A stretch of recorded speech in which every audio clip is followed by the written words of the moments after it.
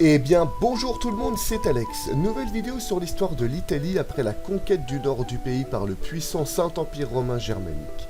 Nous allons donc voir la division de la péninsule en plusieurs cités-États rivales les unes des autres et qui tenteront tant bien que mal d'échapper à l'influence des grandes puissances voisines. Avec la domination germanique sur l'Occident depuis la fin des grandes invasions germaniques, dites aussi grandes invasions ou migrations barbares, le monde latin, symbole de l'Antiquité tardive et de la puissance de Rome, recule. On assiste même temporairement à une renaissance celtique dans les terres abandonnées par Rome et pas encore colonisées par les Germains.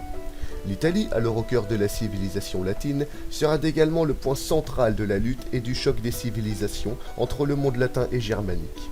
Dans cette lutte, un arbitre plutôt étrange instaurera la paix entre ces deux mondes inconciliables et rendra une coexistence possible. Cet arbitre sera les États de l'Église.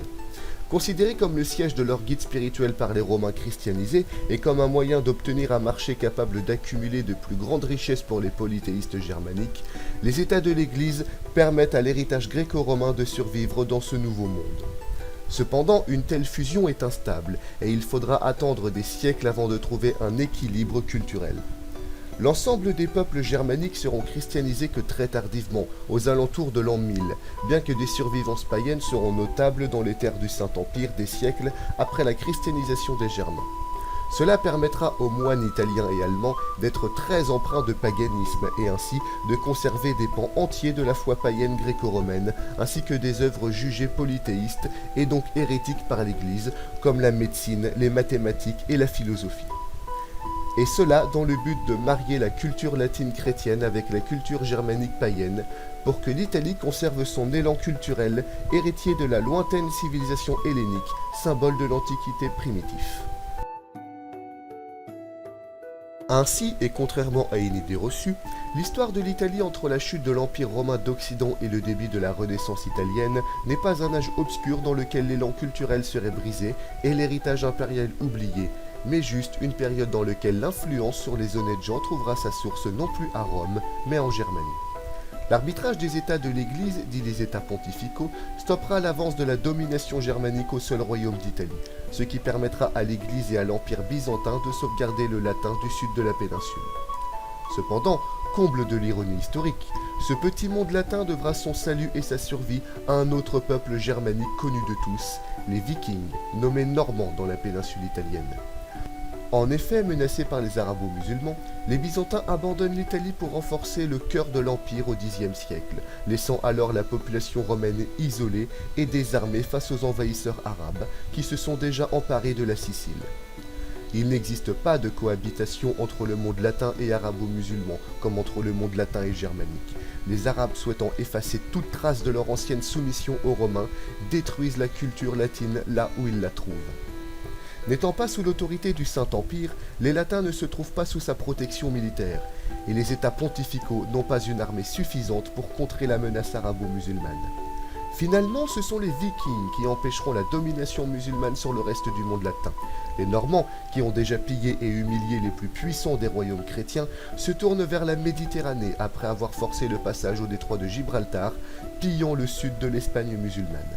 Les Vikings s'imposeront finalement également sur les musulmans de Sicile, établissant un royaume germanique sur les ruines de l'émirat de Sicile, ce qui rendra toute islamisation du sud de la péninsule italienne impossible.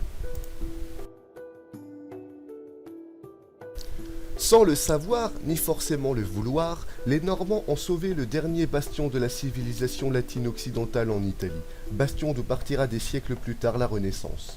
Mais pour le moment, l'Italie connaît une expansion des cités romaines souhaitant prendre en main leur destin, plutôt que d'attendre le renouveau d'une gloire romaine passée et de s'enfermer dans un carcan impérial.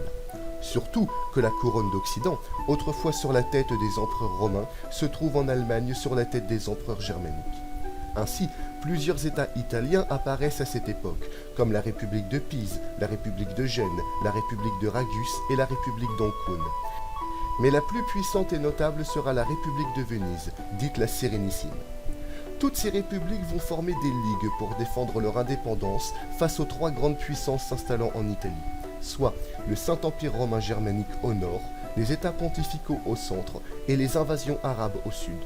Cependant, à cause des rivalités internes, les différentes ligues n'auront jamais assez de pouvoir pour regrouper toutes les républiques en un seul et unique État italien.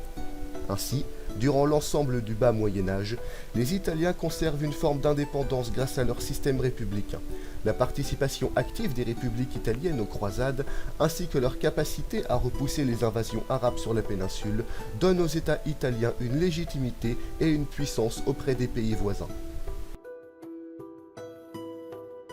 L'union du Saint-Empire romain germanique avec les royaumes de Charles Quint va mettre à mal l'indépendance politique des États italiens. En effet, au XVIe siècle, la division de l'Italie en plusieurs États favorise la prise de contrôle de la péninsule par les deux grandes sphères d'influence géopolitique de l'époque, soit la sphère germano-espagnole et la sphère française. L'apogée de la lutte entre les deux puissances se trouve durant les guerres d'Italie de 1494 à 1559, conflits qui vont déchirer la péninsule italienne pendant 65 ans. Plusieurs États italiens comme les États pontificaux, le duché de Savoie, le grand-duché de Toscane et la République de Gênes vont se ranger derrière l'Empire et la sphère germano-espagnole jusqu'à l'abandon total des prétentions françaises sur la péninsule à la suite de ces nombreuses défaites militaires. Ainsi, de nombreux États italiens passeront totalement sous le contrôle germano-espagnol. D'autres encore, comme Venise et Gênes, participeront très activement aux grandes découvertes maritimes et à la colonisation de l'Amérique latine aux côtés des Espagnols. Le conquérant de l'Empire Inca, Francisco Pizarro, est même issu d'une famille d'ascendance italienne. Si vers la fin du Moyen-Âge, l'Italie gagnera une indépendance grâce à la perte de vitesse du Saint-Empire romain germanique et la fondation des républiques, inévitablement la lutte de pouvoir entre les grandes puissances et cette fusion d'un empire germano-espagnol plus puissant que jamais mettra à mal cette indépendance. Finalement, l'empire germano-espagnol laissera place à un empire germano-autrichien durant le milieu-fin de la Renaissance. Cet empire ne laissera que peu d'espoir à une unité italienne et remettra la péninsule ainsi que ses États sous sa domination, mettant fin à une courte mais intense période d'indépendance italienne. Eh bien, j'espère que cette vidéo vous a plu. Si c'est le cas, vous savez ce qu'il vous reste à faire. Moi, je vous dis à une prochaine pour une autre vidéo. Ciao tout le monde!